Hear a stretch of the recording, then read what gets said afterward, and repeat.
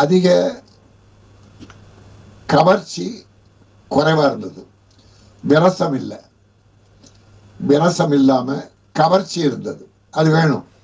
இப்போ யங்ஸ்டர்ஸ் பார்க்கணும்னா சும்மா அவர் புதுசு பார்க்கணும் எல்லாரும் பார்த்துட மாட்டாங்க. அதுக்கு கொஞ்சம் நம்ம ஒரு ஊறுகாய் தொட்டுக்கிற மாதிரி அதை நாகரிகமாக பண்ணியிருந்தார்.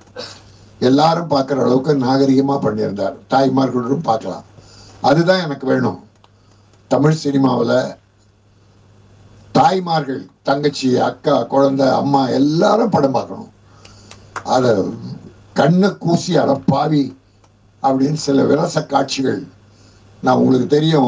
ஒரு முறை நம்ம தனுஷ் ஒரு படத்தில், இந்த கௌதம் மேனன் படம் பூரா முத்தம் முத்தம் முத்தம் முத்தம் பார்க்கறதுக்கே சங்கடமாக போச்சு. தாய்மார்கள்லாம் கூச்சப்படுற அளவுக்கு அதை நான் அட்டாக் பண்ணி பேசுகிறேன். அது தவறு. நம்ம தமிழ் பண்பாடு அப்படி சொல்லலை. அளவா, எல்லாமே கொஞ்சம் அளவா எல்லாரும் பார்க்குற மாதிரி இருந்ததுன்னா மன நிறைவாக பாராட்டலாம். ஆக அந்த அளவுக்கு இந்த ஒரு சாங் இருந்தால் கூட நிறைவாக பண்ணியிருக்காரு. கேமராமேன் பிரமாதமாக பண்ணியிருக்காரு.